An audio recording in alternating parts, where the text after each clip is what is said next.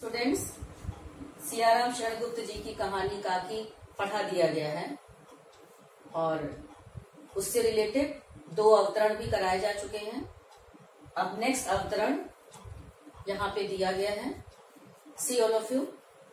Number 1, Shyamu के हृदय में कौन सी इच्छा थी जिसे वह रोक नहीं पाया।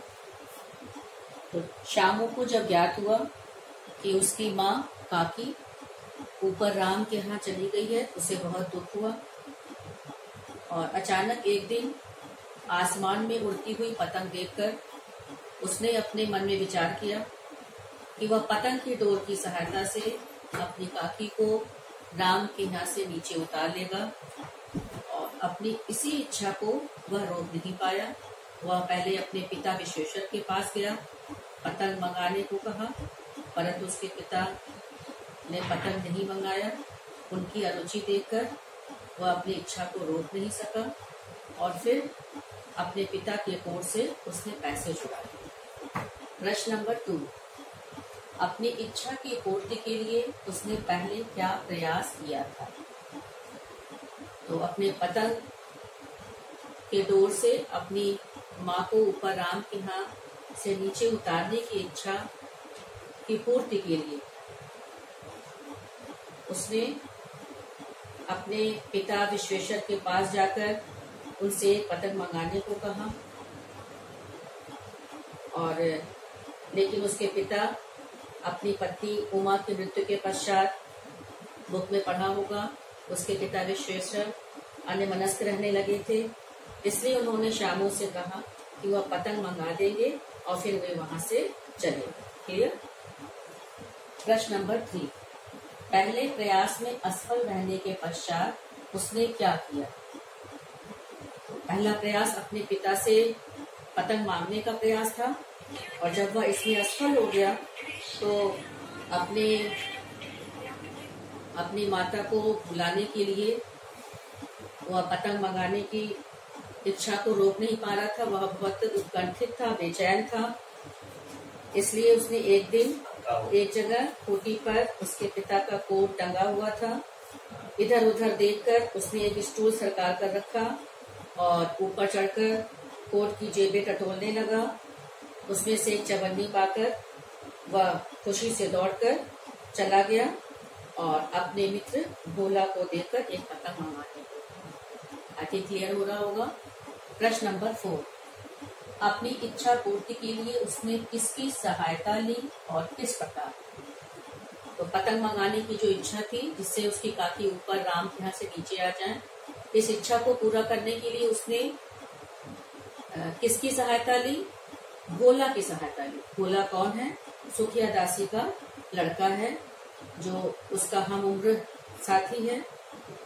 तो उसने जब चवन्नी अपने पिता के कोर से जब निकाली, उसे अपने साथी भोला को दिया और उसे यह कहकर मंगाने को कहा पतंग कि वह अपनी जीजी द्वारा गुपचुप एक पतंग और डोर मंगा दे, किसी को बताए। आई थिंक चारों प्रश्न के उत्तर मैंने कुछ उसके पॉइंट्स बताए हैं। आपको अपने ओन वर्ड्स में हिंदी क्लास पर कॉपी में। ओके।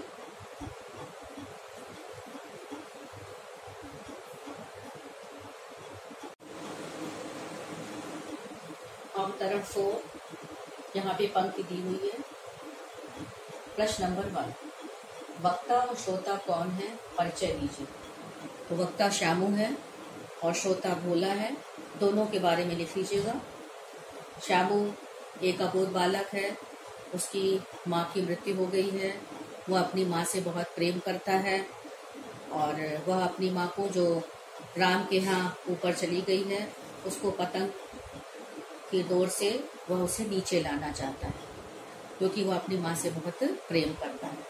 और श्रोता अर्थात भोला के बारे में लिख दीजिएगा। पैराग्राफ चेंज करके लिखना है कि श्रोता अर्थात भोला सुखिया दासी का लड़का है और श्यामू का हम उम्र साथी है और उसने भी श्यामू की काकी को ऊपर राम के हाथ से नीचे लाने में, पतंग डोर की सहायता से नीचे लाने में श्यामू की मदद की। प्रश्न नंबर 2, वक्ता ने श्रोता को अकेले में जाने के लिए क्यों कहा।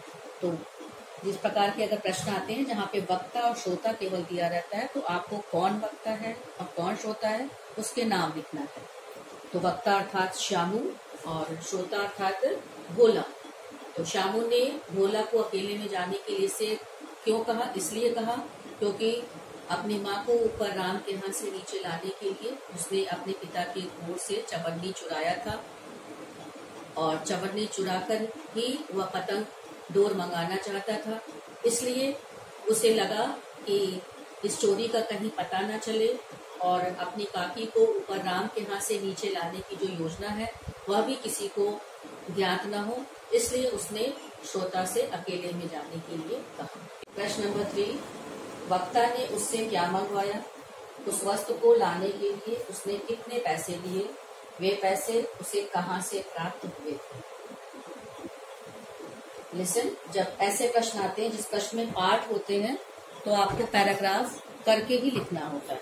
तो इसमें 3 पार्ट है, 3 पैराग्राफ से करके लिखोगे। पहला पार्ट क्वेश्चन का, वक्ता ने उससे क्या मंगवाया? तो वक्ता अर्थात श्यामू, उससे किसको कहा गया है? भोला को कहा गया है। तो श्यामू ने भोला से पतंग और डोर मंगवाया। पतंग डोर क्यों मंगवाया ये लिख लीजिएगा कि वह अपनी काकी को ऊपर राम के हाथ से नीचे लाना चाहता था। सेकंड पार्ट प्रश्न का, उस वस्तु को लाने के लिए उसने कितने पैसे दिए? तो वस्तु क्या है? पतंग और डोर। पतंग और डोर लाने के लिए उसने भोला को चवन्नी दी। तीसरा पार्ट क्वेश्चन का, उसे पैसे कहाँ से प्राप्त हुए? तो उसे पैसे कहाँ से प्राप्त हुए थे? अपने पिता विश्वेश्वर के कोट की जेब से उसने जो चवन्नी चुराया था वही पैसे पतंग और डोर मंगाने के लिए उसने भोला को। क्लियर? प्रश्न नंबर 4, वक्ता उस वस्तु का प्रयोग किस लिए करना चाहता है? तो वक्ता उस वस्तु का प्रयोग किस लिए करना चाहता है? अपनी माँ को ऊपर राम के यहाँ जो चली गई है पतंग की डोर की सहायता से नीचे लाने के लिए करना चाहता है।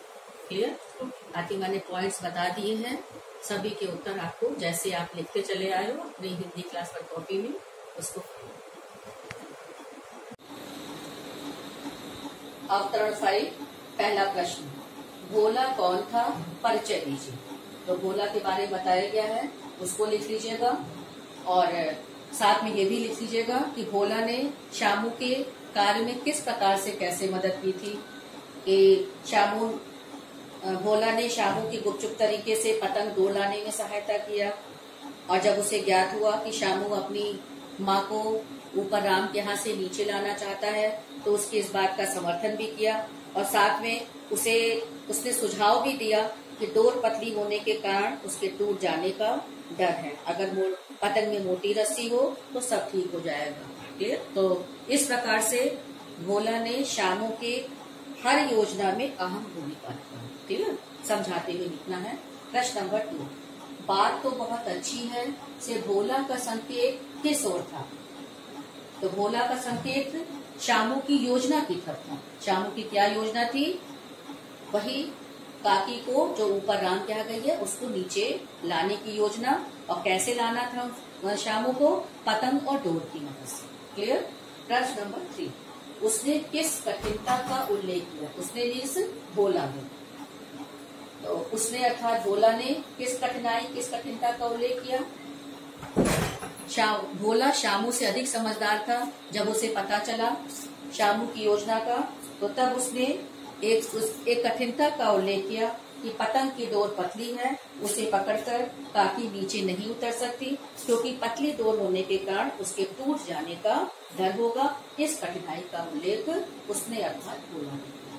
प्रश्न नंबर 4, इस कठिनता को दूर करने के लिए उसने क्या सुझाव दिया?